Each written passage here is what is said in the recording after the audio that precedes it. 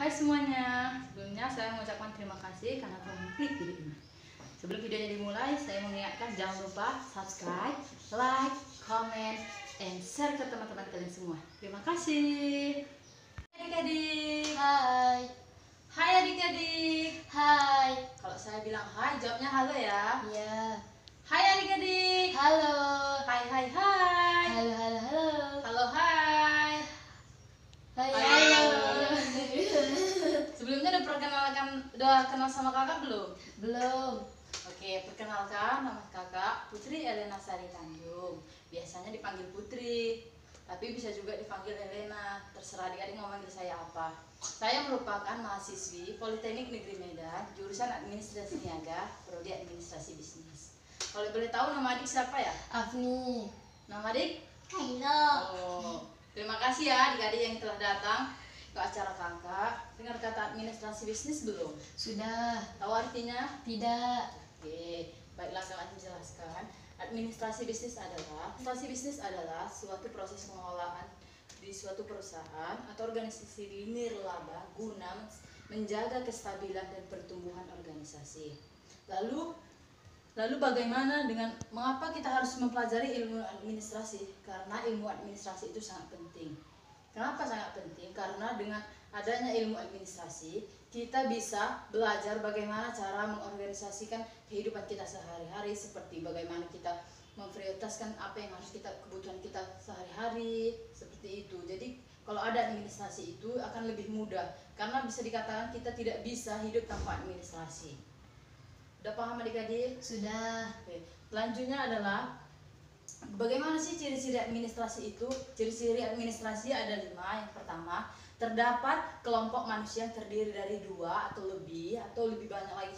Yang penting dia tidak sendiri. Dan yang kedua, terdapat kerjasama. Terdapat kerjasama yaitu untuk mencapai suatu tujuan biasanya. Yang ketiga, terdapat proses atau usaha. Dan yang keempat, terdapat bimbingan atau kepemimpinan dan pengawasan. Jadi kalau administrasi itu harus ada pemimpinnya yang mengawas bagaimana prosesnya terjadi. Dan yang kelima yaitu terdapat tujuan. Segala sesuatunya kan harus memiliki tujuan. Begitulah administrasi. Kita topik selanjutnya. Apa sih fungsi administrasi tersebut? Fungsi administrasi ada beberapa. Yang pertama adalah fungsi planning. Planning itu adalah perencanaan, bagaimana kita merencanakan sesuatu, bisa dimulai dari pengumpulan data-data, pengambilan sampel, dan lain sebagainya. Dan yang kedua ada organizing. Organizing itu adalah pengorganisasian. Itu seperti kita membuat hubungan-hubungan kerjasama, baik sama teman, keluarga, atau sahabat-sahabat yang terdekat dengan kita. Dan yang ketiga itu ada staffing. Staffing itu adalah bisa dibilang tahap personalia, yaitu bagaimana kita mengambil tenaga kerja dan lain sebagainya. Dan yang keempat itu adalah directing. Directing itu adalah kita bagaimana kita yaitu pengenalan atau bimbingan. Jadi kayak seakan-akan itu ada yang mengawasi bagaimana jalannya suatu kegiatan yang kita akan lakukan. Dan yang keempat itu adalah coordinating. Coordinating adalah sejumlah itu seperti kita mengatur kegiatan yang akan terjadi. Seperti segala kegiatan itu harus dikoordinasikan oleh ada bagian-bagian yang bertugas untuk melakukan itu semuanya. Dan keempat itu adalah reporting. Reporting itu adalah orang yang melaporkan bagaimana kegiatan itu telah berlangsung, apakah sudah sampai tahap mana, seperti itu. Dan yang terakhirnya itu adalah budgeting. Budgeting itu adalah mengatur bagaimana keuangan itu berjalan atau anggarannya, berapa anggaran yang keluar dan berapa anggaran yang masuk. Jadi semuanya itu harus terjadi sesuai dengan tahap-tahapannya agar perencanaan bisnis itu bisa berjalan dengan baik. Begitulah kira-kira. Lalu prospek kerja administrasi bisnis. Prospeknya itu ada beberapa. Yang pertama ada staf administrasi. Jadi kalau kita belajar tentang ilmu administrasi itu, kita bisa belajar bagaimana menjadi staf administrasi yang baik. Yang kedua itu ada manajemen perusahaan. Di dalam suatu perusahaan itu biasanya harus ada administrasinya. Makanya daripada itu kita harus mempelajari ilmu administrasi supaya kita bisa tahu bagaimana manajemenkan suatu perusahaan. Dan yang ketiga itu adalah staf sumber daya manusia. Bukan hanya untuk diri kita, jika kita mempelajari ilmu administrasi, kita juga bisa berfungsi untuk orang lain. Kita bisa mengajarkannya, atau kita bisa membantu orang lain untuk melakukan perencanaan bisnis. Dan yang keempat itu adalah staf pemasaran. Di dalam administrasi itu ada sebuah pemasaran. Kalau kita mau mulai bisnis, hal yang utama itu kan adalah memasarkan bagaimana bisnis atau produk kita tawarkan kepada masyarakat atau konsumen. Untuk pemasaran yang baik akan berpengaruh baik juga kepada perusahaan kita. Oleh sebab itu, kita penting sekali mempelajari ilmu administrasi supaya apa? Supaya kita bisa belajar bagaimana pemasaran dengan baik, supaya bisnis yang telah kita rencanakan sebelumnya bisa berjalan dengan baik. Dan selanjutnya itu adalah entrepreneur. Apakah adik sekalian pengen menjadi seorang pengusaha? Pengen apa? Pengen. Nah, kalau pengen menjadi pengusaha harus mempelajari administrasi bisnis ini. Kenapa? Dikarenakan di ilmu administrasi bisnis ini segala sesuatu yang berhubungan dengan bisnis kita pelajari, mulai dari perencanaan, manajemennya, sampai pemasaran, sampai dengan arisan-arisannya juga kita pelajari.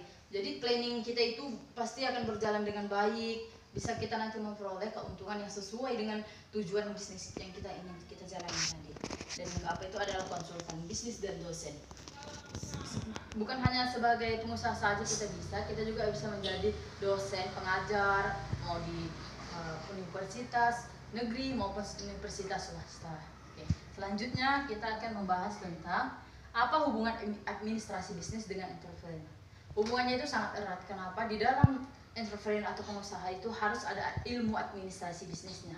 Mengapa? Karena di dalam perusahaan itu di dalam administrasi bisnis itu terdapat perencanaan yang sesuai dengan entrepreneur atau pengusaha. Jadi seorang entrepreneur itu harus mempelajari ilmu administrasinya dulu baru bisa menjadi seorang perusahaan. Kenapa? Dikarenakan di dalam ilmu administrasi itu terdapat manajemen, terdapat sekretariatan, terdapat ilmu-ilmu yang memang diajarkan untuk menjadi seseorang yang bisa menjadi seorang entrepreneur atau pengusaha. Jadi kalau adik-adik ingin menjadi seorang pengusaha atau menjadi seseorang yang pebisnis, harus mempelajari ilmu administrasi supaya apa? Supaya perencanaan bisnis adik-adik bisa berjalan dengan baik dan bisa memperoleh keuntungan dan kesuksesan. Biar tidak ada namanya dikatakan kata gagal untuk adik-adik sekalian. Jadi oke, selanjutnya untuk supaya adik-adik sekalian tidak bosan, kita membuat pemanasan dulu ya. Kalau kakak bilang selamat pagi, jawabnya pagi luar biasa, alhamdulillah. Oke? Oke? Oke. Oke, kita coba ya. Selamat pagi. Pagi luar biasa. Alhamdulillah. Sekali lagi yang semangat dong, adik sebelah lagi juga dong ngomong. Oke? Selamat pagi. Pagi luar biasa. Alhamdulillah. Oke, terima kasih. Makasih ya adik-adik atas semangatnya. Sekarang lanjutkan ya. Pertanyaan selanjutnya adalah apakah lulusan administrasi bisnis harus menjadi seorang pebisnis? Jawabannya tentunya tidak. Kenapa? Karena di dalam ilmu administrasi atau administrasi bisnis kita bukan hanya dididik sebagai harus menjadi seorang pebisnis, bukan.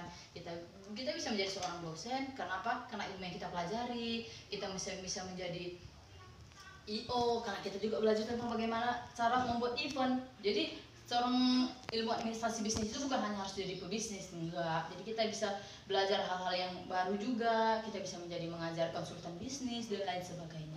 Jadi nggak harus menjadi pebisnis.